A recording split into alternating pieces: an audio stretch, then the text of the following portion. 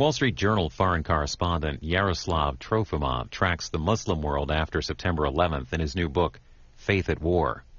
This talk from the New School for Social Research in New York City is an hour 20 minutes.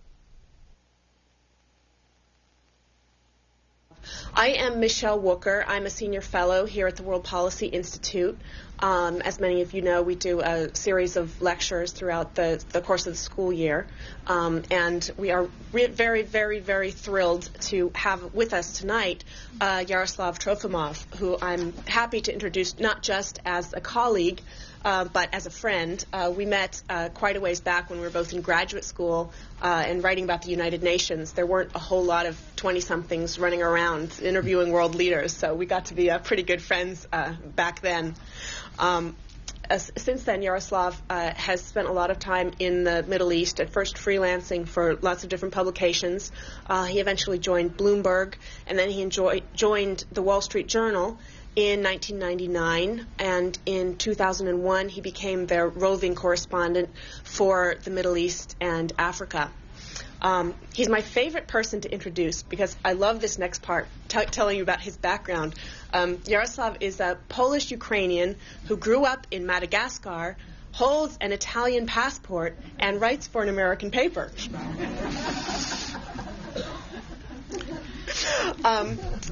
As you know, he has a new book, Faith at War, which is a political travelogue of the Middle East, based in part on his reporting for the Wall Street Journal. And we're very, very happy that he's here tonight to talk with us. I'm hoping that this will be a real conversation so that all of you are not all of you, since there's so many of you, which I'm very happy to see, but at least some of you will get a chance to ask him some questions so that this is really a dialogue and a conversation. We're going to start out, he's going to talk for a little bit about his book, and I'll ask him some more questions about some of the anecdotes that I found particularly interesting in the book, and then I will open it up to the audience for additional questions. There's a microphone in the middle of the aisle here. I'll ask that when we do get to the questions, if you do, be sure to use that microphone so that it's recorded properly. So, with no further ado, Yaroslav? Well, thank you all very much for coming here. I'd like to thank the New School for hosting this wonderful event. So, this is the book, Faith at War, a journey on the Frontlines of Islam from Baghdad to Timbuktu. And for me, that journey started the week of September 11th, when the planes were all still grounded here in the U.S.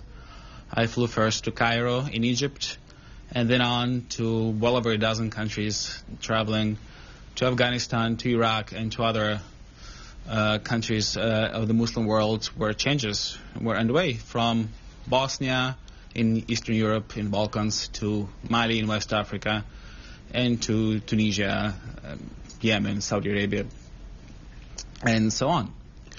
And what I was trying to find out is how this tremendous change that we are inflicting on the Muslim world in the aftermath of the September the 11th is seen by the Muslims themselves, because we all focus on what they have done to us in the West.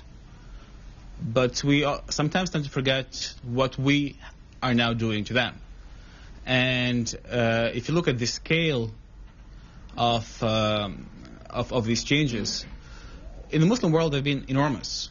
The intrusion that we're witnessing now, first in Afghanistan, then in Iraq, and then in many other countries that have not been invaded militarily, but still have been submitted to political and sometimes military pressure, are unprecedented since colonial times. For some people, this has meant new freedoms. For example, for the women of Afghanistan. For the others, it's meant tragedy, because their way of living has been upended, and of course the number of civilian casualties of all these wars is enormous. Nobody's counting their dead, unfortunately. And right now, if you look at the region, well, 28 million Muslims in Afghanistan still live under what is a de facto foreign occupation. An American soldier in Afghanistan has the right to detain and hold for a long time any suspect without any permission from the elected local government in Afghanistan. In Iraq, of course, there has been a formal occupation regime for well over a year, and the powers that the U.S. military enjoys there are are much wider than the ones that the local government has in many areas of the country. And I was just in Iraq 3 weeks ago, and probably the most striking image of what is happening there is this sign that you see in the backs of every American vehicle. It says in small letters, "Do not come closer than 250 meters or you will be shot." Well, if you can see this, you will probably be far too close, and your life is in grave danger. Now, we here, obviously, we are all counting our own dead, and we focus very much on our own soldiers dying in Iraq. The U.S. military, the U.S. government does not keep account of the victims there, but doesn't mean that people in the Muslim world don't know about the victims in their part of the world. Al Jazeera and other satellite television stations that are watched widely in the Arabic world and other media in the non-Arabic speaking Muslim countries focus on this day after day. And day after day, the news there opens with images of charred children and destroyed homes. And that has really changed perceptions of what has started for us as the war on terrorism, and what is now seen by very many Muslims as the war in Islam itself. And the travels in this book outline all this change in views that is very worrisome for our own safety here in the West. And there is one anecdote in the book that happened in a very unlikely place, in Bosnia. Bosnia is a country that where the Muslims were rescued from genocide, well, belatedly, but they were still helped by an American-led military intervention. It's a country that is often cited by officials in Washington as one case when the West went to war on the Muslim side against fellow Christians. Well, I was in Bosnia late last year, just as the battles were underway in Najaf in Iraq, and I went to see the chief religious authority there, the Rais al-Ulema, Mustafa Ceric, who is a very well-educated, very moderate man. He has a PhD from the University of Chicago. And I asked him, what do you think? What are the perceptions here? And this was just a week after the prayer leader in the main mosque in Sarajevo has described the war in Iraq as genocide, which is a very heavy word for Muslims in Bosnia to use because they were the actual victims of a real genocide just 10 years ago. And Ceric told me, 2 years ago, when this all started, of course, we were against the war. So we came to the mosques and we told the faithful, we oppose the invasion, but let's not make a mistake. Let's not see this as a conflict of religion. Let's not give a religious coloring to this. But now, he says, after Abu Ghraib, after watching the news every day, the opinions have changed. And the things that we were telling people 2 years ago, we don't believe in them anymore.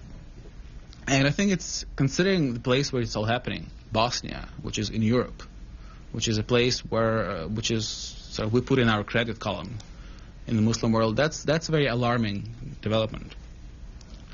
Now, of course, in the book itself, I've heard far more strident views voiced by people in other countries, in Saudi Arabia and in Iraq itself. And anti-Americanism and anti-Western feeling has become so pervasive that even for us journalists, no discounts are made anymore. A journalist is probably as likely to be targeted in Iraq today as an aid worker or a soldier, because as long as you're a Westerner, your identity as a journalist doesn't matter anymore. You can no longer be above parties because you're a target just by your nationality. And I'd like to read a very small excerpt from the book that, for me, encapsulated this change. And it is set in Iraq, in the city of Beiji, which is in the Sunni Triangle, somewhat north of Tikrit. And I went there last year with an American official who was the sort of the viceroy, the governor, if you will, of that part of Iraq. And he was a very well-educated man who spoke Arabic and knew his way around.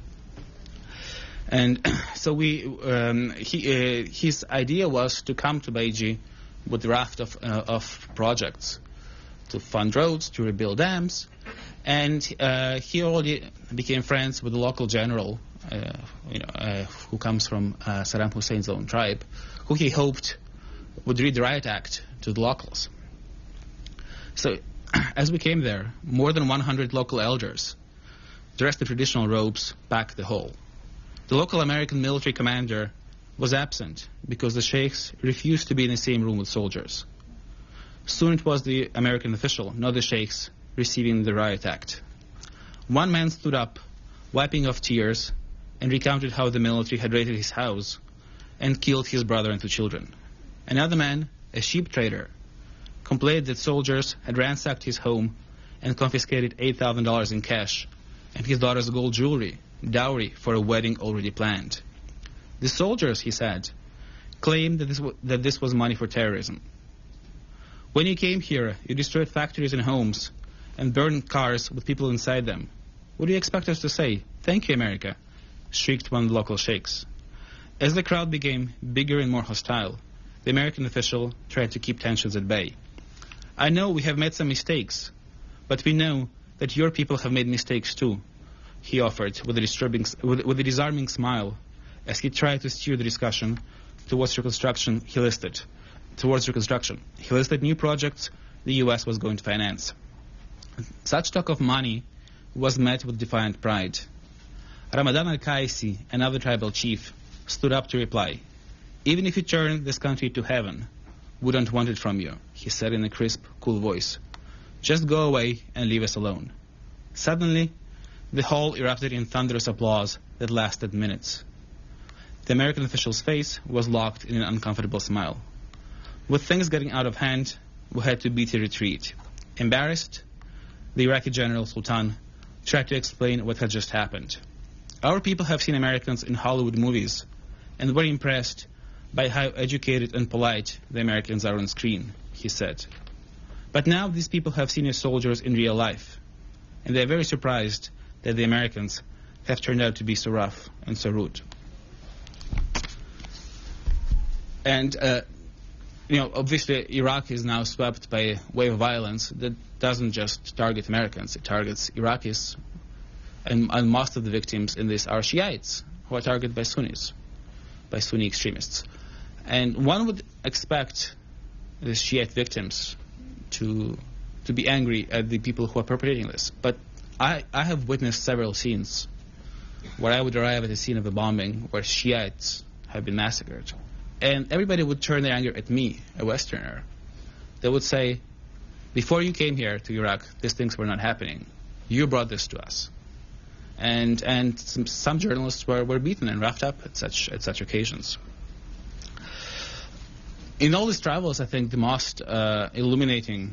of the most illuminating examples was on my very first trip to Cairo. I arrived there a few days after the World Trade Center and the Pentagon tragedies. And I went looking for the reaction of the local people in a very poor neighborhood called Mbaba, which is where the Islamic extremists had been combating police for years, and which was known to be as a stronghold of radicals. And there, among the very poor people, I didn't find any joy or any gloating over Americans' tragedy. To the contrary, they were saying, we're so sad, people had died.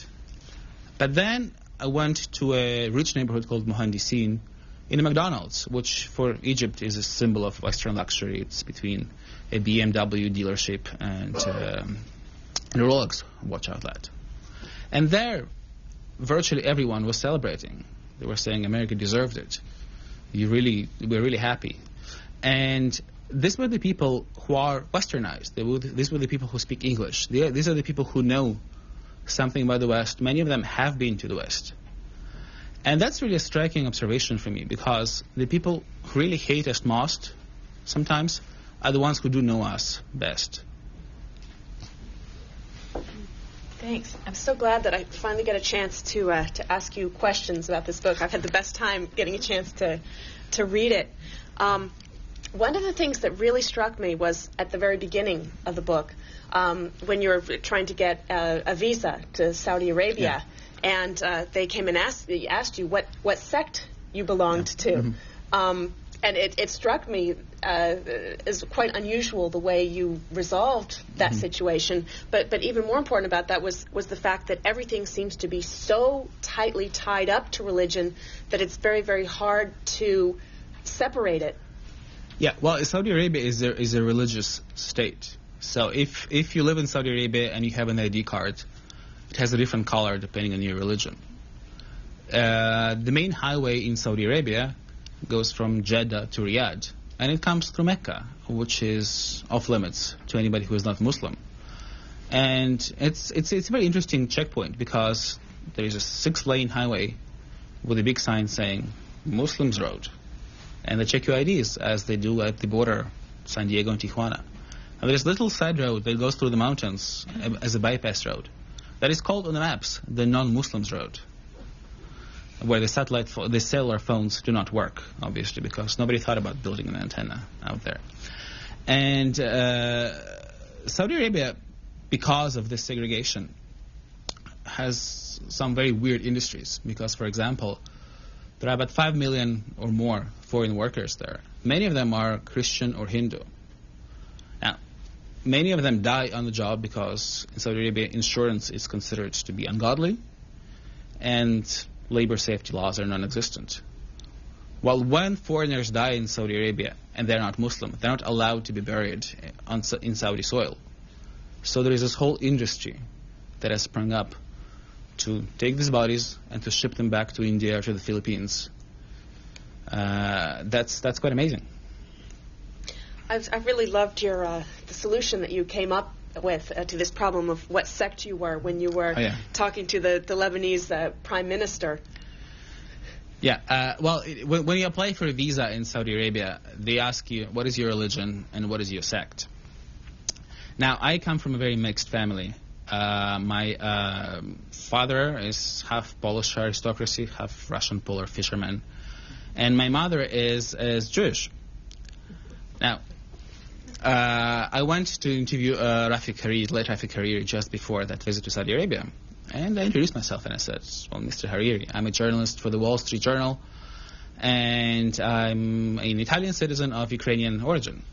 And he looked at me and said, you must be Orthodox, right? And obviously in Lebanon there are 17 religious sects, and your prospects in life are very closely linked to which sect you belong to.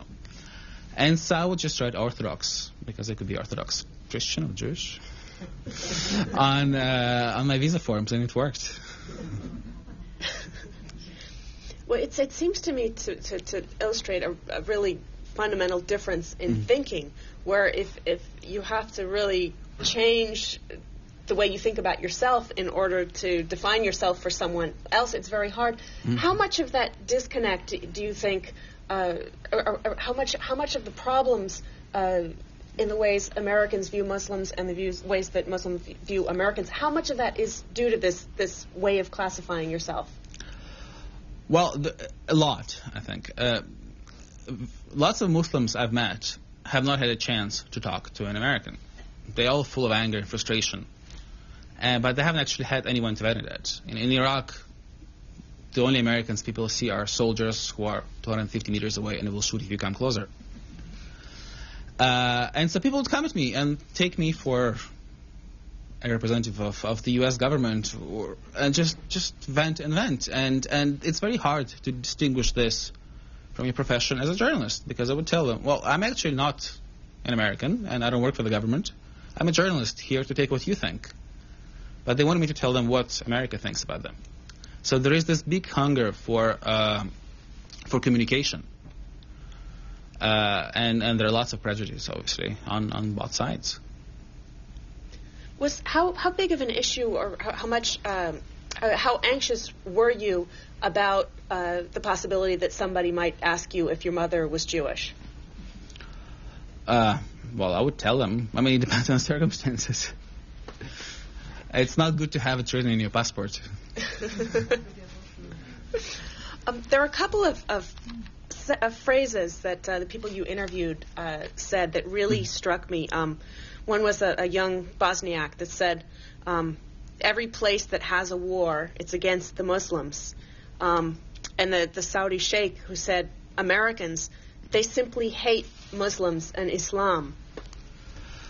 Well, one hears this very often because, we are pondering about the question of, why do they hate us? Well, they are thinking, why do we hate them? Because in this conflict, every side assumes that the other is full of prejudice, which is often correct. And a lot of the actions of the soldiers in Iraq, for example, which are caused by completely different reasons, are ascribed to this. They hate us because we're Muslims. They are here because they want to harm us. And you hear the same in Afghanistan. Now, it is a fact that very many of the conflicts today are on the fault lines between Islam and other religions. And because I think, just to take a step back, political Islam as an ideology, as a political ideology, is what unites people in many Muslim countries much more than the religion itself. Because we don't speak about the Christian world, because there's so many differences between a Filipino and a Nigerian and an American and an Icelander. The fact that we all share a common religion doesn't mean that we have the same political ideas. Now, in the Muslim world, it could be the case as well, except that there is this ideology of political Islam, which says that the state should be ruled according to religious law, which is this utopia that is still very potent and very strong in many Muslim countries. And because of this political prism, a Muslim in Bosnia would tend to identify with Muslims in Kashmir and in Chechnya and in Nigeria and many other places that are swept by violence. Later on in the book, you take a trip to Mali and talk about how people like to view themselves as relatively successful in being a secular state. But sort of between the lines of what you write, the sense seems to be that maybe they're not as successful as they like to pretend they are. Well, Mali is a very interesting example. I went to Mali because I looked at the report of Freedom House, which ranks freedoms, civil liberties and political freedoms around the world. And in their listing of Muslim countries, there were only two that were ranked free. Very surprising ones, Mali and Senegal. And Mali had been ranked the longest. And so I went there to try to understand, did they find this magic solution to reconcile Islam with democracy that seems to evade such much more established nations as Turkey, for example, so far. And I think the answer in Mali was that Islam is still not part of the political structure there. I went to see some of the very important Islamic leaders there, and it was election time. And they would tell me, well, I have candidates from Party A and Party B and Party C coming to my house asking for a blessing, and I bless them all, but I will not enmesh myself with politics. And the fact that religious leaders there are staying far away from the political debate, I think makes it much more easier for democracy to function there. Did you get a sense of whether there's something in particular about Mali that makes that possible? Anything that could translate to the other countries you were at? No, I think Mali is more of an example, more of an exception that proves the rule. Because Mali has such a particular history. It has been an empire and a state for almost 1,000 years, with its very particular traditions of coexistence that precede Islam and that make it work now. I was struck in many places in the book by examples of really mind-boggling insensitivity on the part of the Americans. I think about the little brochures that were circulated, that were in the news a month or two ago about all the ways to be sensitive to Muslim culture here. But then you go and what really struck home was the billboard of an American soldier with his boot on the head of a supposed insurgent. And also your example of how Americans use the word Haji as a derogatory term when its original meaning is actually something quite respectful. Yeah. Well, I mean, among soldiers both in Iraq and in Afghanistan, the usual reference to natives, to Iraqis and Afghans, is Haji. They call Iraqi police the Haji cops, because Haji, in its origin, it's a term of respect for somebody who has performed the Hajj, but it has been twisted to become a derogatory term.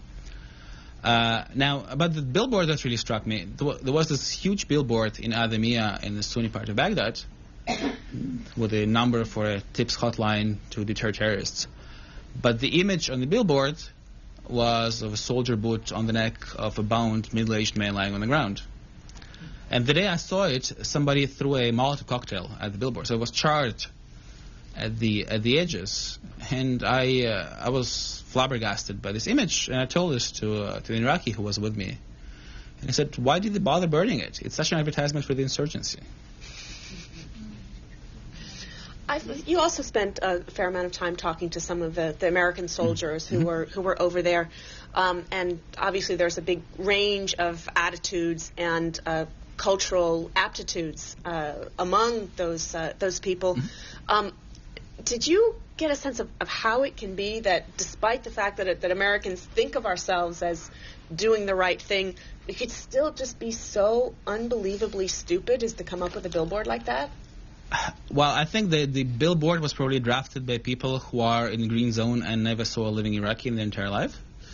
But more generally, I mean, soldiers are in a very, very dangerous position there. I mean, they risk their lives every day, and it's better him than me for them, as it would be for anyone.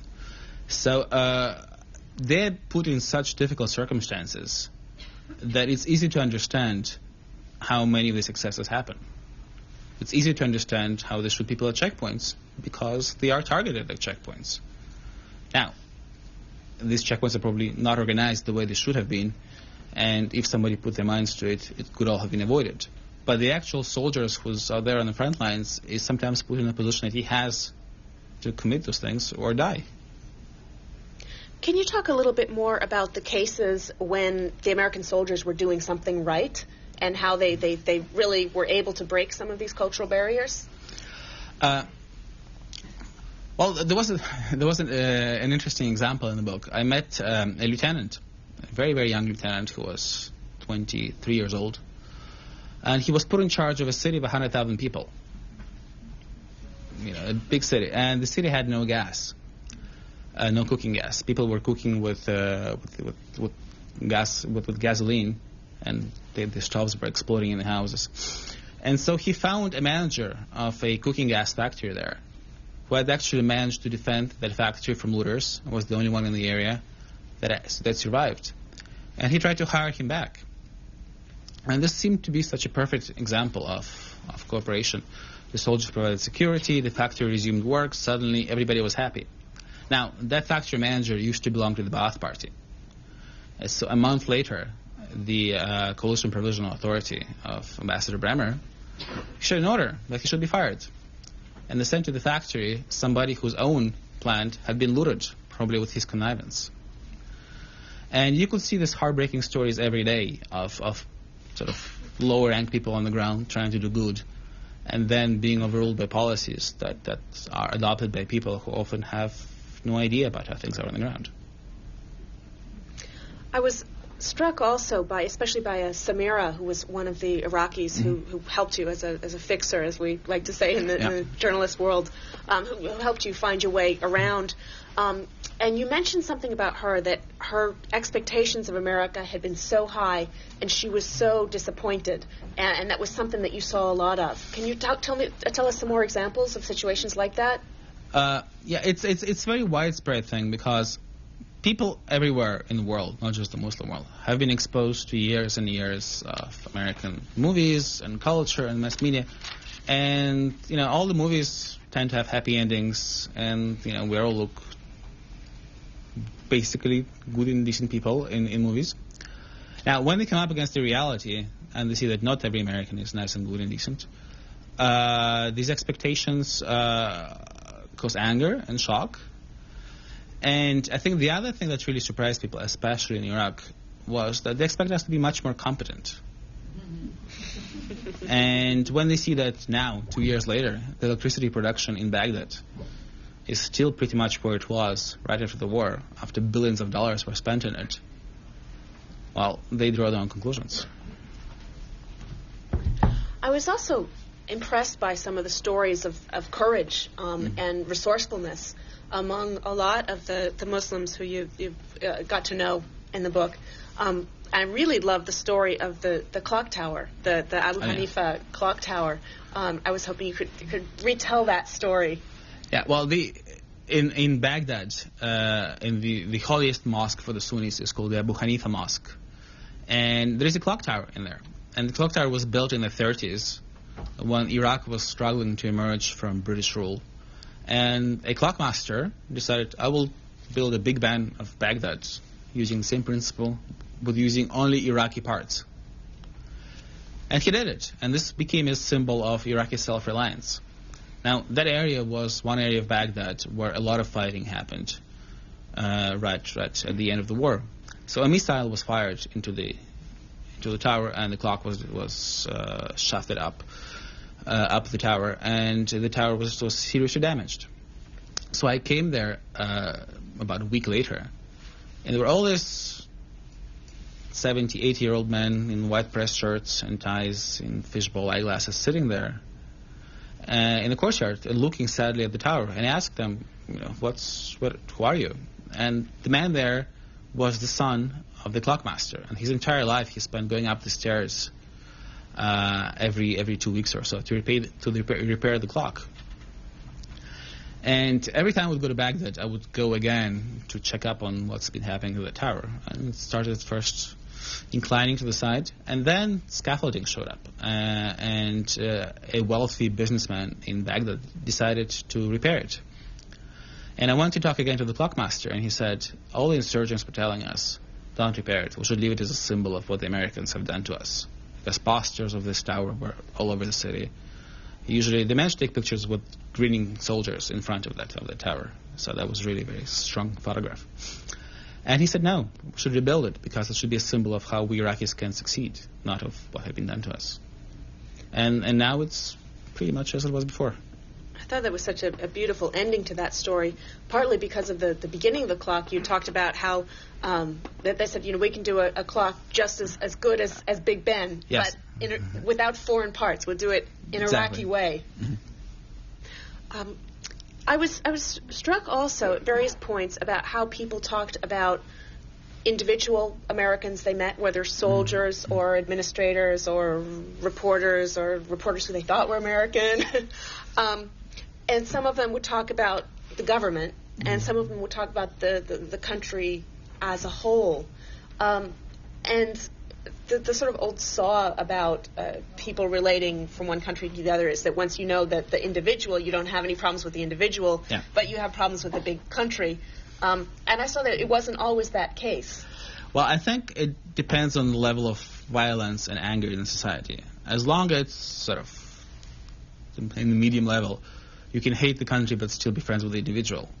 Now, if your family members have been killed and if your house had been destroyed, maybe you will not be so well disposed towards individual Americans or Westerners. And I think at this point in places like Iraq, there is no difference whether you are American or Polish or Italian or British. Your chances of surviving a kidnapping are pretty much equal, I think, at this point. In this case, examples of some of the insensitive young soldiers, and also the quite rightfully terrified young soldiers whose behavior translated into what you might expect. In certain cases here, it seemed like the individual interactions actually made relationships worse. Sort of the opposite of getting to know the individuals makes you feel more open towards the place. Yeah, well, coming from such different cultures, it's very hard for people to communicate. I remember, for example, I went on a drive with soldiers in Tikrit, and as they drive, they U-turn. And as they U-turn, they cause a traffic accident, and a baby flies out the windshield.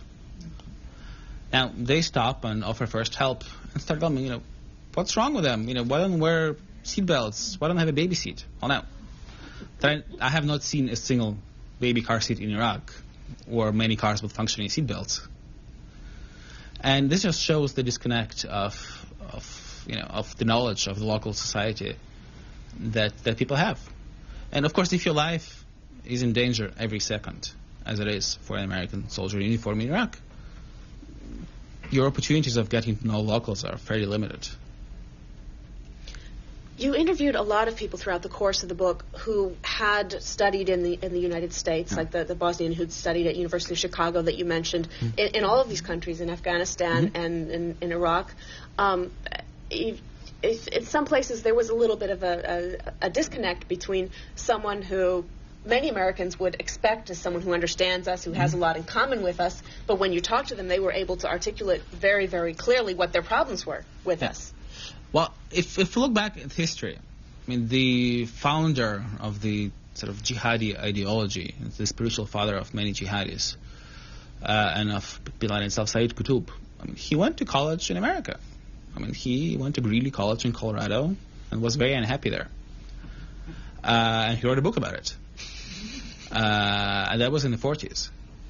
Now, more recently, Khalid Sheikh Mohammed, the man who actually organized the September 11th hijacking plot, he's a graduate of the University of North Carolina.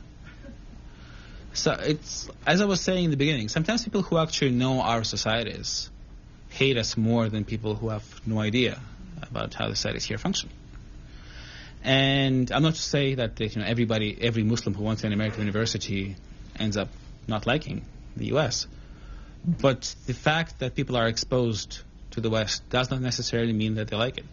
And if you look at the leaders of Muslim countries, well, Ayatollah Khomeini lived in Paris. Muammar Gaddafi went to school in Britain. So, obviously Muhammad Atta, the ringleader of the September 11th plot, was a PhD student in Germany. So, I think people who have lived here for a long time and who consider and are intellectually equals to Westerners, they feel the sense of humiliation much more acutely than, say, a poor tea maker in Cairo who's used to being downtrodden. So, and I think it's the anger is much higher among the educated classes than it is among the people who don't know how to read and are oppressed as they are by the local elites. There's so many examples of these people who've come here, have gotten to know us and learn about us, and so many poor examples of Americans. They're the people you mentioned in the Green Zone who maybe know hello and thank you in Arabic. But there was one shining example that really stood out for me in Afghanistan about an opportunity that America had to do something right and actually took it. The Afghani American ambassador. Yeah, well, I think if you compare the situations in Afghanistan and Iraq, Afghanistan is still a very difficult place, and there's still Taliban controlling parts of the country, and fighting still goes on there. But Afghanistan, compared to Iraq, is a shining success story. And I think the reason for that is that national pride was never wounded there. Because in Afghanistan, there was an Afghan government, however, impotent in practice, but there was still an Afghan face to decision-making from very early on. And then the most powerful American, who was in fact running Afghanistan, Ambassador Khalilzad, was born in Mazar-e Sharif, in an Afghan city. He was seen by Afghans as one of us. So whatever improvements were made in Afghanistan were seen as coming from within, and they were not met with resentment. Now, if you look at Iraq, Ambassador Bremer was not born in Baghdad, and for a year and change, there was an outright occupation authority in Iraq, which injured local pride tremendously. And when this occupation authority was repainting schools and building highways and refashioning hospitals, it was done by foreigners without asking the locals. So for many Iraqis, it's somebody comes into your house and remodels it without asking your permission. Well, you may get a better kitchen out of it, but that kitchen will remind you every day that somebody violated your house. And that's the explanation I heard very often. And that's why Iraqi insurgents have been targeting all these infrastructure projects to such a degree. You've talked a lot about the people you met and the places that you went, and places in your book comes through a little bit, some of the frustration that you felt personally, the missing your family, the sort of disconnect when you went back and thought, fixing a lock is fixing the toilet isn't such a big deal compared to all of this. Can you talk some more about your emotions as a war correspondent? Well, if you go to war to war zone, you have to learn to cope with all these nasty things happening around you, people being killed, etc. And the emotional mechanism is to have this screen between you and the reality. So things don't touch you. You have to be able to continue functioning as horrible things are happening around you. And this thick skin is very helpful if you are in Baghdad. But now when you come home and you have a child who is sick or a kitchen that needs repairing, you just can't deal with this because this seems so trivial and so minor. So this range of emotions and this sort of your scale of existence is very hard to adjust from a normal setting to an abnormal setting. And I think that's the problem with many people who go in and out of these kinds of zones. Were there times when you felt that shell that you built up was cracking, when you couldn't maintain it as well? Well, no, unfortunately, I think the shell is too strong. I think my wife feels that it should be cracking more often. But there's one thing that really hit home, that you were talking about Danny Pearl, your colleague, and saying that you still couldn't take his number out of your cell phone. That was so touching. Yeah, well, we at the Journal, many of us knew Danny. I knew Danny very well, and he was the first one to be killed in this spree of death that started back then. And now people are killed. I mean, friends of mine have been killed in Iraq very recently. But I think the tragedy of that kidnapping really seared into our minds because it was the first one, really. You mentioned something about him that I think says a lot about the nature of this shell that journalists put up around themselves, which was that you said that he was actually very generous with helping direct you to people who could help you, which isn't always the case. I've certainly experienced it personally with people. I think that was very telling about the sort of culture of journalism, the competition. Well, I think in war zones, people tend to help each other a lot more often than they do in normal settings, because nobody wants to be held responsible for something bad happening to your colleague because you wouldn't share a phone number. And Danny was exceptionally good at that, obviously. Well, I think I'm going to stop talking now and open up the room to questions. If you could use the microphone in the middle here, so it picks up your voice. Just 2 guidelines. If you could identify yourself, and also please make sure that your question is a question and not a speech. And I will interrupt if you make it into a speech. So please go ahead. My name is Harvey Hirsch. And I would like to know the reaction of your fellow journalists at the Wall Street Journal to your findings, and also how those findings have informed their reporting and their stories. Well, I don't know much about the reaction. I think the book is just out.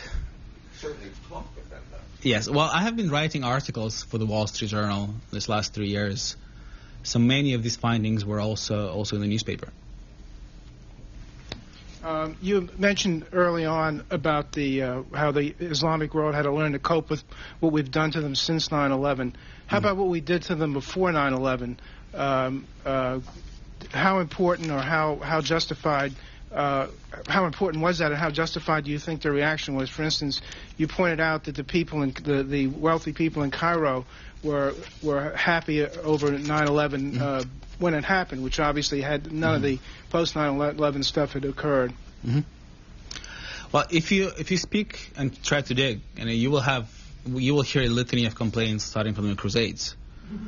And I very often was told, you came to our Jerusalem, and your horses were up to their knees in blood, as if it happened yesterday. Now, this does not justify blowing up the World Trade Center, obviously, and it doesn't justify gloating over that. Now, there were complaints that people in the Muslim world had with the U.S. foreign policy well before 9/11, but the complaint, for example, was support of Israel. Now, instead of supporting a country that occupies territories, now the U.S. itself is directly occupying territories. So I think the scale of anger has become much bigger than it was before. Two questions. First of all, I'd like to ask your perception of perhaps the cultural misperception on the other foot. Mm-hmm.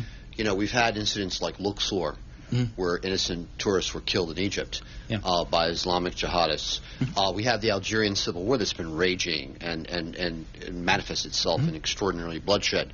And then we had, after 9/11, in Saudi press talking about 3,000 Jews left the World Trade Center on orders from the Mossad ahead of time, an absurd assertion.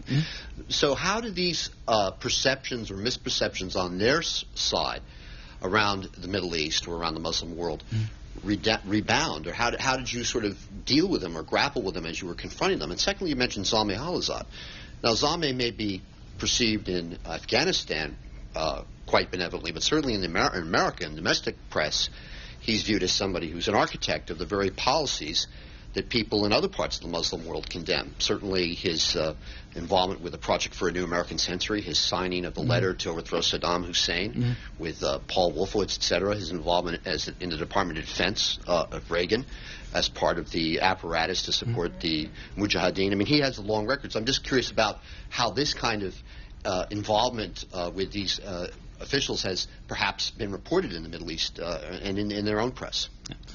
Well, I will not tell you how many dozens of the 3,000 Jews canard by the World Trade Center from very respectable people in countries like Saudi Arabia.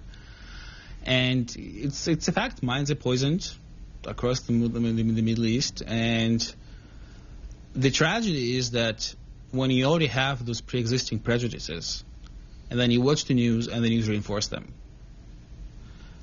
Because if you already heard in the mosque that America is out there to destroy Islam, and then you see a newscast on Al Jazeera, and you see Abu Ghraib, well, you draw your conclusions, and so that's the tragedy of this prejudices being bolstered by reality. Now, as for Ambassador Khalilzad, I'm not so sure many people are aware of his track record and of his involvement in the Muslim world.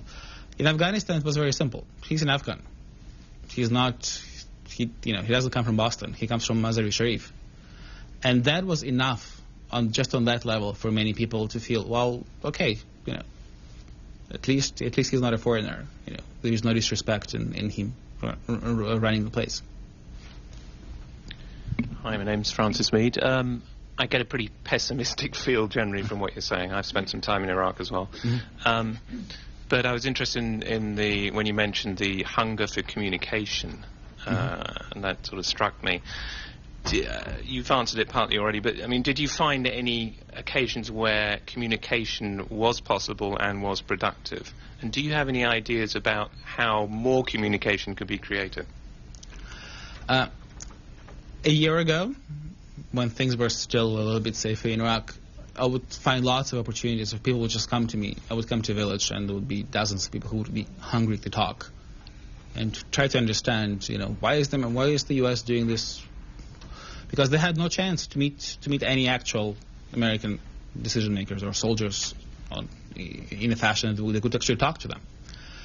Now, communicating to people is just impossible in Iraq. It's just unsafe for any Western journalist to be on the street walking. And not a journalist, an aid worker, a diplomat. So the insecurity that is there now really hampers any dialogue. You just talked the questioner before about how prejudiced the news might be in the Muslim world, and I'm curious what you think about how selective the news is here to prejudice people's opinions here in this country. I mean, watching CNN here versus watching CNN International are two different animals, and what we see here can, I think, prejudice us here. So I'm curious your thoughts on that. Well, I don't live here, so I don't see much of the news here. Well, I think it's natural that every news outlet focuses on its own community. So it's natural for CNN and Fox here to pay more attention to what our boys are doing there. And it's natural for Al Jazeera to focus on what our boys are doing to their boys. Actually, this question of media is very interesting, at least some of the sources that I see, which are probably a little bit wider than what most Americans look at. But there's been a certain fascination, I think, in this country with the flowering of new media in the Arab world. Even, Al Jazeera has been the source of a movie here and lots of reporting. I'm curious about what your perspectives are on how Arab media are, Arab and Muslim media are developing, and where you see them going. What's the good, what's the bad? Well, there are two big channels. One is Al Jazeera, the other one is Al Arabiya. And Al Jazeera is a little bit more ideological. Al Arabiya is newer and has been tried to be more balanced, and it's been stealing the audience from Al Jazeera in recent year or so. And their influence is tremendous, because if you watch the official news on Saudi television, what you see for the first half hour is His Majesty King Fahd, the custodian to holy places, wheeled out in a wheelchair, waving but not talking, and the music is classical.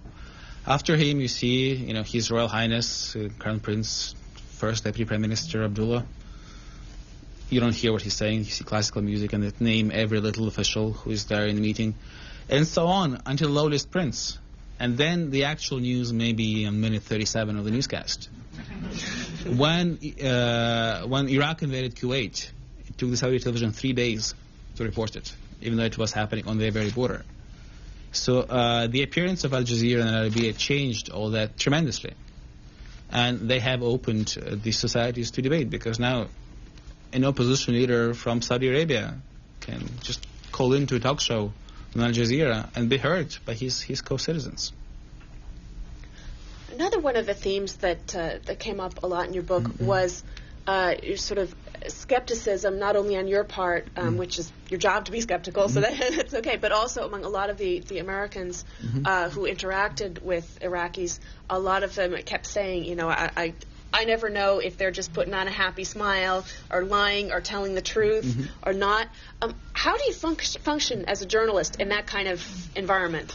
Well, it's very hard, because, reporting, one usually tends to presume that whatever people tell you is, about what they feel is true, which would be the case in a society where you have no penalty for saying those things. Now, one thing that really struck me in Iraq, I went with my fixer Samira to a village called Duluiya, which had just been raided by American forces, and a few people were killed there. And so we went to the house of one of the prominent locals, who was I think major or a colonel in the Iraqi police. And he was all smiling and offered us sweet tea and said, "Oh yeah, well, too bad, my brother got killed, but we still like the Americans, we know it's an exception, and our feelings are we're still grateful for liberation." And I was taking down notes of him saying that, and then we drove out, and my fixer said, "Are you mad?" He was just lying through his teeth. He's telling you he likes the Americans, and his brother was just killed. And in fact, a few weeks later, that man was arrested because he was organizing the insurgency.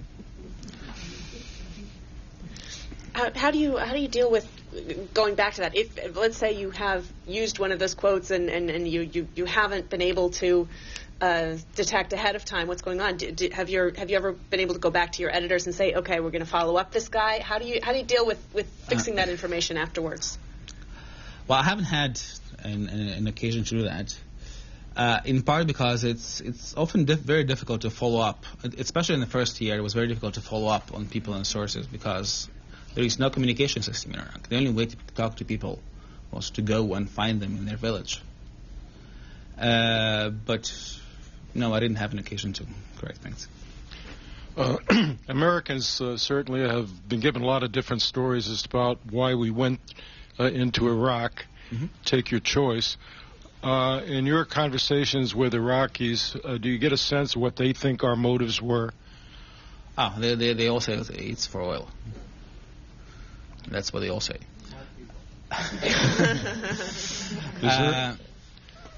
I think it's very hard for an Iraqi to believe that the U.S. came there to install democracy, because they all know that the U.S. actually opposed elections in Iraq for the first year. If you remember history, the plan for the occupation authority was, despite calls for elections from Sistani and others, was to hold a system of screened caucuses in which, in 3 stages, a new parliament would be selected and all the undesirables would be screened out.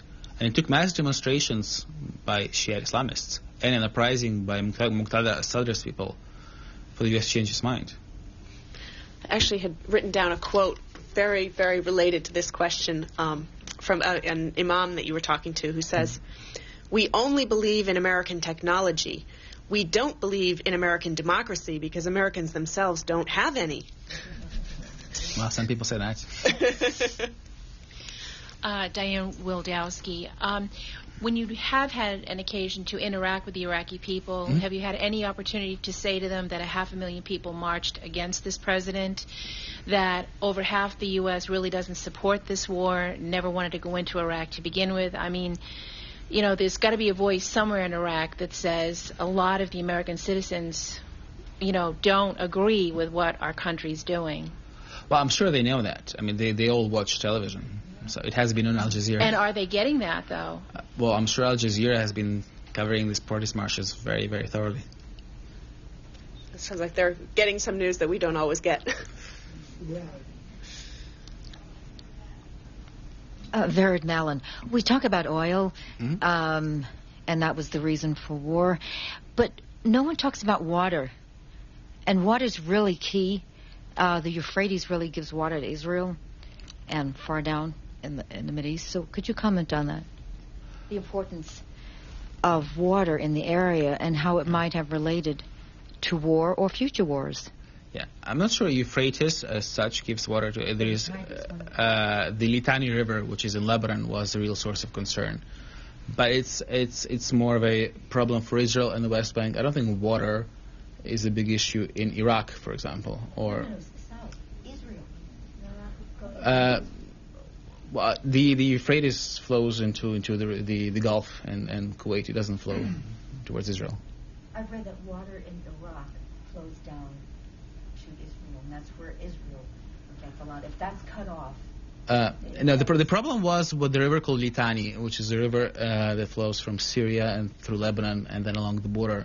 And the Lebanese have been accusing Israel of illegally siphoning off that water. But I'm not. It's not linked with the Tigris and Euphrates who flow from Turkey through Syria. Another question coming up here. Yeah, we've all heard that the basis for this war was that the Wolfowitz model, that Iraq would welcome us, it would all cave in, we change the Middle East, and so on and so forth. Did you find any basis for this belief? Well, I remember I was in Kuwait the day before the war started, and the PR people for the military were making plans to fly TV crews to Basra in choppers the next day to film cheering crowds with roses, and they will be making up lists. Of course, it took several weeks to Basra to fall. As for the greater plan, on paper, it sounds fantastic. Okay, let's build a model democracy, and everybody else will sit up and take notice and say, yeah, the Americans did something good. But it's very, very hard in practice, and the devil's in detail. And obviously, as I was saying before, the competence of our efforts there has been much questioned, and they were very often counterproductive. So there was no basis for it? Sorry? There was no basis for this plan? Let's say it didn't turn out the way it was supposed to be. Hi, I was just wondering if you had noticed a difference in the attitudes between generations in the children and the grandparents and the people who are working, and did you notice if there was any stronger sentiments for or against America between the generations? I think the younger people are, and the more MTV they watch, the more anti-American they often are. More anti-American. Yeah. Why do you think that is? It seems almost counterintuitive. Because they don't see themselves as necessarily culturally different, but they see themselves in this political situation of humiliation and anger of what's going on. So it's the same thing as with the rich and the poor. Just wondering what your opinion was on winning the hearts and minds of the people. Going back in history, we had Dresden in Germany, Hiroshima and Nagasaki, and this is kind of like a new way of winning the hearts and minds. Before we just kind of bomb the hell out of you. Well, in every insurgency, insurgents are in a win-win situation, because the more violence they inflict on people, the more the military has to respond. The more counter-violence it inflicts, the more anger there is, and the more support there is for the insurgency. So once you start this, it's the spiral will continue for years and years. And as I was mentioning, when Sunni insurgents bomb Shiites, Shiites are angry at them, not at the Sunnis necessarily, but also at the Americans, because when we went there were no bombs. I'm going to go back to this question of MTV.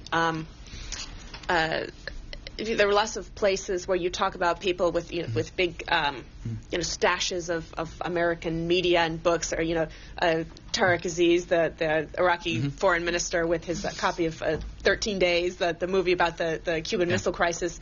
We tend to think of America as the place that exports so many cultural things, and cultural in the pop cultural sense of the word, and there's so many countries that just devour Hollywood and music and Nike and Levi's and those sort of things. MTV seems to be a real example of American youth media culture, and that's precisely what they're rejecting. Well, I think the reason is that the things that we preach here are not necessarily things that we actually do there. So when they see that America is, all told, a free society, the Western societies respect human rights as a rule, and then out there in the Middle East we support the regimes that are among the worst on the planet: Saudi Arabia, Egypt, Pakistan. So when you have a young Egyptian growing out and seeing his friends being tortured, seeing the economy stagnating, whom does he blame? He blames the U.S. because it supports it. And I think this is a huge difference between Eastern Europe and the Muslim world. Because, you have this very same people who drafted the war on the evil empire, now drafting the war on the axis of evil. But in Eastern Europe, you had anti-American governments presiding over largely pro-American people, because for them America was the antidote to the oppressive regime in their societies. Well, in the Muslim world, it's often the opposite. You have anti-American populations ruled by American-backed, pro-American, if you will, dictatorships. And that's a much more worrying setup of things. Yes, Barbara Pearl, I'm wondering if you see an evolving attitude toward Saddam Hussein in Iraq over the last few years? One very often hears, I wish he were still there. Now, I don't know how well thought out that is. People just say it in frustration, but you do hear this words often. People would say, okay, if you were involved in politics under Saddam, things were tough, you'd be killed. But if you weren't, you could go out at night. There were restaurants and nightclubs and electricity, and you hear this refrain very often. Now, I'm not sure how genuine that is, and if people were really put in choice what is better, they would choose Saddam. But the fact is that one does hear that. Yes, I assume you speak Arabic. Yeah. Did you ask the people you met about democracy, whether they understood it and whether they wanted it? What is democracy? People want elections. Pardon me? People do want elections. Now, elections do not necessarily a democracy make. Right. But people in Iraq really wanted elections, and one of the reasons they wanted elections is that Ayatollah Sistani told them the only way to end the American occupation and get the Americans out is to have elections. So and that was his rallying cry. That was one of the reasons why he told everyone, go and vote. Was that the context of what I'm trying to find out is, how do they really, I know they don't understand democracy. I'm asking a question I know the answer for. But did you, in your dialogue, get any personal reactions from people about democracy? People, I mean, if you tell an Iraqi you don't understand what democracy is, the Iraqi will be, very upset. Or in Afghan, they say, "Oh, no, of course I understand democracy. You vote and the majority rules, and that's it." And but I think for democracy to work, time is needed for people to learn the rules and have the process. And I think every society is ultimately capable of having a democratic system. Do they want it? Yeah. People say we want democracy. I mean, what do they mean under democracy is an open question. Well, that's, okay. Do you find any correlation between rebounding violence, the violence that seems to recur, clashes between soldiers and locals? Do you find any correlation between that and, say, soldiers that were promised that they would be returned in a year, only to find out that they had to stay? I think that the more soldiers are there, the ones who have been extended and stop lost and forbidden from going home, they are probably more frustrated and angry. I wouldn't say there is a direct link between this and what happens in the battlefield, because the main cause of death for soldiers in Iraq is improvised roadside bombs, and it's very eerie because you drive and drive and drive, nothing happens, and poof, and you're gone. There's not so much actual fighting going on as this sudden death. You were at one point chided by some Iraqis for your decision to work with Samira as your guide to the country. And at one point they said she could only be your interpreter if her husband was there as well. Can you talk some more about some of the issues that came up related to working with her? You mentioned some of them briefly in the book, but I imagine there are quite a number more. Well, I mean, the status of women is wildly different in various Muslim countries. So in Saudi Arabia, the only woman I actually spoke with was the princess with whom I spoke on the phone, and they wouldn't tell me what her name is. Now, in places like Tunisia, women have the same rights as men, and laws are drafted on the Swiss model, and they're probably more liberal than they are in many Western countries. That particular incident with my fixer, who is well over 50 years old and he's a retired university professor, happened in Najaf when we went to interview Ayatollah Sistani's son. And they wouldn't let us in until she was wearing, a chador and all in black. And they wouldn't let us in until she brought in her husband. Because then she argued, okay, well, husband is there, so nothing improper will happen between me and the Ayatollah's son. But one of the problems one faces when reporting in countries such as Afghanistan or such as Saudi Arabia is that there is no access to women. I have been to hundreds of homes in Kuwait, in Saudi Arabia, in Afghanistan. And the way it's set up, you walk in and there is this reception room, chairs around the wall. And you sit there and you have tea and the men come out. The women are somewhere there far away and you never see them.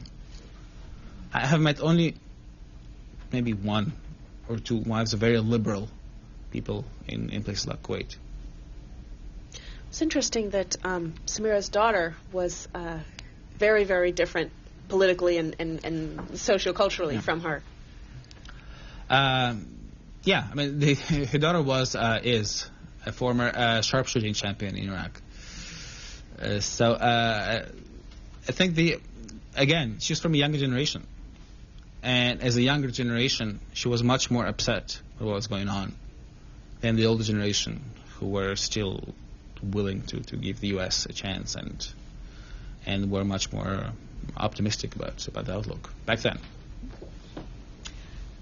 In line with the sharpshooting champion, I understood, maybe mistakenly, that in the past, with Saddam in power, women could drive cars, could wear short sleeves, could sit at cafes with other women friends, and it sounds to me as if there's been a complete turnaround for women.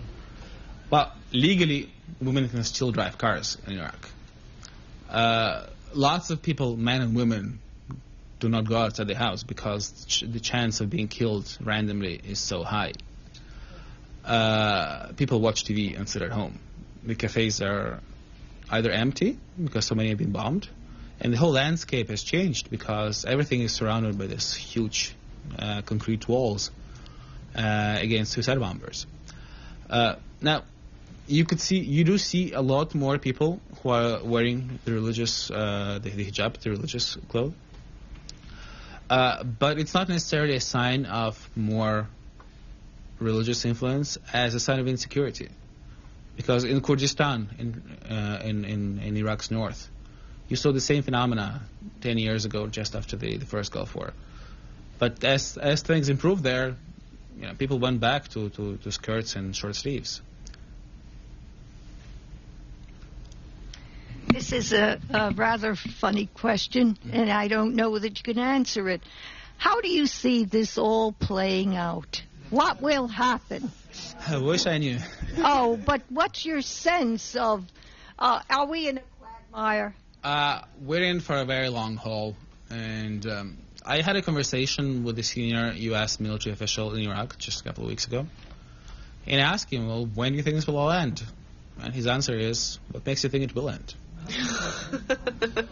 An insurgency, on average, historically runs 9, 10, 11 years, and we're just in year 2 of this. Do you have any opinion or knowledge of what happened with the Italian journalist and the killing of the intelligence officer who was trying to protect her by American troops? Those things happen very often in Iraq. The only difference is that this time this was a foreigner and people paid attention. But there are dozens, if not hundreds, of such checkpoint killings. And one of the experiences I had, for example, I was driving inside the green zone at night. And when you do that, you have to switch the light on in your car so people will see your face and your badge. And there was a Marine checkpoint. And, they are all in the dark, because they don't want to be seen and targeted. And he used his flashlight, like that. And I think, is this a stop or a go? Well, I went. And I asked him, so what does this flashlight sign mean? He said, oh, it's different for every Marine. And so this lack of procedures and lack of established signs and warnings really makes these tragedies all too common. Tanya Milic, in response to your last question, the military person said it would go on forever. Seems to be to show a sense of ignorance that is almost as bad as the ignorance about the planning after the invasion. And I can't believe that there aren't, maybe because you're the press, that there aren't many people in our military and our diplomatic service in Iraq who are already trying to figure out how to get out of there. Are you honestly saying that no one discussed what I just raised? Oh, they all want to get out. I mean, the question is, to get out, you have to have some semblance of stability in place. And at this point, the Iraqi security forces will not be able to fend off the insurgents for a week if the U.S. pulls out. And if the criteria is stability, what happens if we leave? It becomes a theocracy, and then it is stable. Well, I think before it becomes a theocracy, there will be a very messy civil war there that will make Bosnia seem like child's play. Which is about to happen, isn't it? Well, it has not happened yet, because the Shiites were remarkably restrained and they have not been retaliating against Sunni areas. But if you look at a city like Baghdad, it's 50-50. I mean, it's half Sunni, half Shia, another million Kurds there. So in all these scenarios that people have about Iraq breaking up, how do you draw the lines? It's impossible. Okay, I'm just saying that if the argument was stability, nothing else, you could get the stability at an enormous cost. That's all I'm saying. Yeah. To have a stability in Iraq, you have to have a modus vivendi of the three main groups. And you have to have a security force that is seen as legitimate by all three of them. Or you could have stability by the Kurds and the Shias agreeing that they are going to be, whatever it is, a dictatorship, and they persecute the Sunnis. You would then have something like you had with Hussein. You would have stability. Yeah, but I doubt they will be able to do that. I doubt that they actually have the military muscle for stamping out the Sunni areas, which are the whole of central Iraq. Thank you. We've talked about a couple of different mistakes that Americans have made that have brought them down in Muslim eyes. I'm wondering if you've seen any sort of a learning curve, any examples of something that was done wrong before, but somehow miraculously they figured out how to do it better and fixed it. Well, I think these elections in Iraq were very interesting because if you look at the winners, I mean, we did not want to have elections there because we thought these horrible Islamists will win. Well, a year later there were elections and Shia Islamists won elections. The new Prime Minister of Iraq, Ibrahim Jafari, belongs to a party that blew up the American embassy in Kuwait in 1983. And the U.S. did not try to fix the election, despite expectations by every Iraqi it would. Did not try to help Alawi's government to win the election, and let the Islamists take the victory. And that's been seen as a huge development by many Iraqis who said, well, maybe they're serious about democracy finally. And that's watched by people across the Middle East as well. Now, for the first time in history, we have Islamists running a major Arab country. What will happen? Will we tame them? What does it mean for the rest of the Muslim world? Well, maybe Islamists are not so bad if they are put in positions where they actually have to exercise responsible power. If I can ask a second question.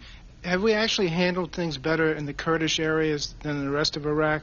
And if so, why? Well, we aren't in the Kurdish areas. There are virtually no American soldiers in the Kurdish areas because... Well, going back to the first war, yeah. The myth is, or the truth is, that we are responsible for the stability of their areas. I wonder if that's true. The Kurdish areas are relatively prosperous and stable because they have had a legitimate, in the eyes of the Kurds, administration for now over 10 years, that after lots of infighting and very bloody excesses was able to find a modus vivendi and actually runs the administration pretty well and has been doing this before this war.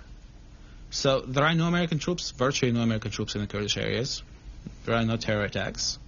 And the Kurds love Americans. I found myself stopped in a road in the mountains of Kurdistan by a mob. And I was sort of scared because I was driving out from Baghdad. And turns out there was a wedding. And they wanted a foreigner to come and dance with the bride.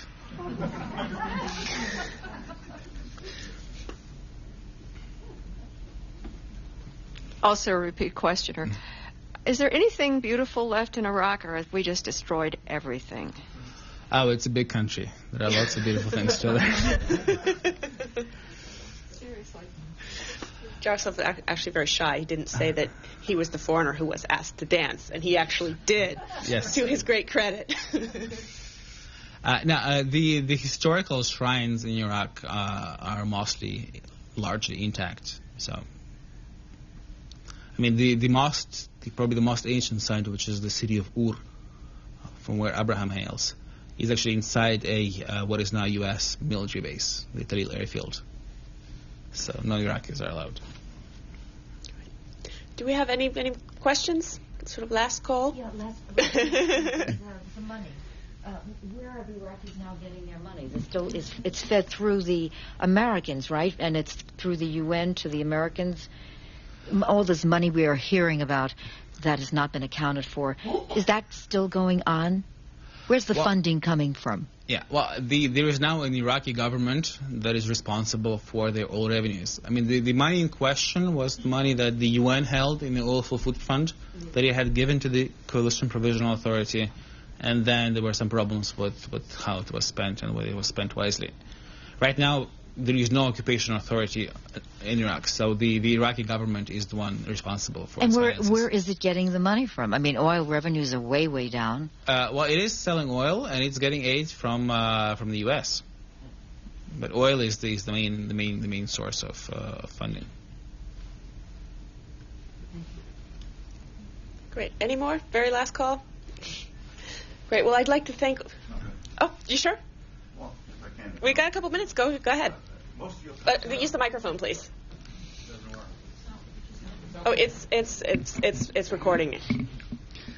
Most of your experience seems to be around Tikrit, which is heavy Sunni, very intense area of violence. And we keep hearing in the Kurdish areas things are pretty solid, pretty steady. They've managed to settle their differences, of which they had many, and they're governing themselves pretty well. They're pretty prosperous, and that's a stabilizing force, as I interpret it.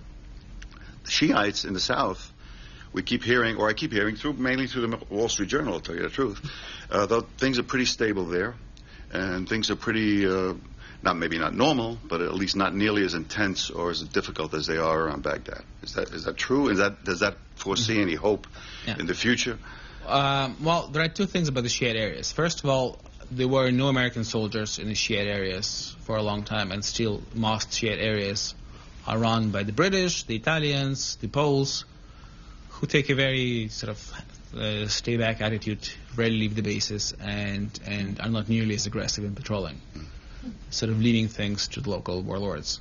But they're not facing the intensity of the insurgency. Well, that's one of the reasons why they're not facing the intensity. But another reason is that the Shiites, even though they have no love lost for Americans, they know that this whole game is to their advantage, because once there are elections, they are a majority, they have the first chance in the millennium to actually rule Iraq. And so they're willing to sit back and tolerate whatever is happening to them. And let things develop along this political process, which is exactly the opposite for the Sunnis.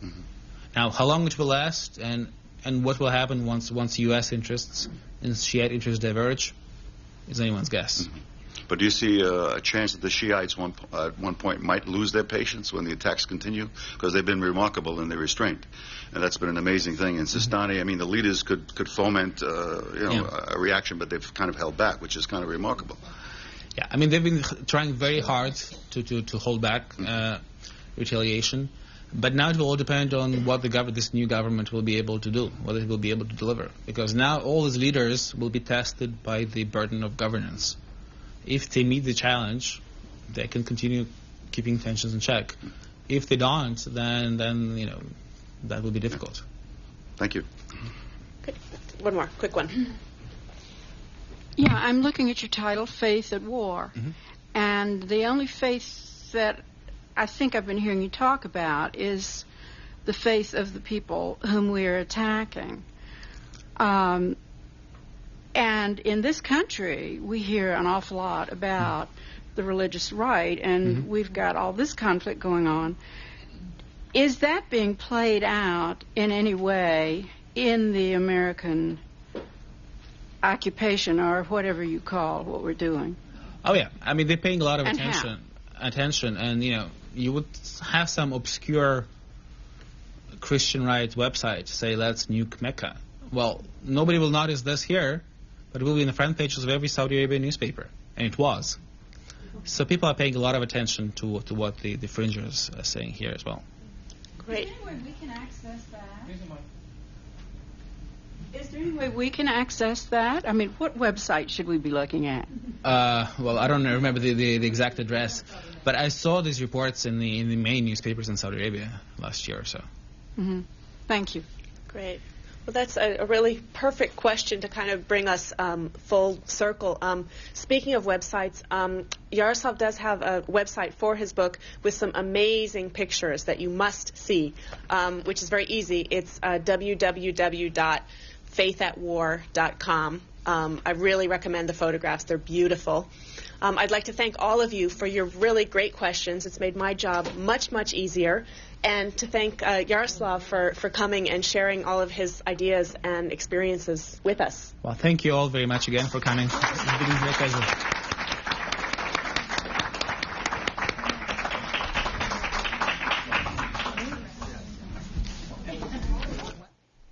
Yaroslav Trofimov is a foreign correspondent for the Wall Street Journal.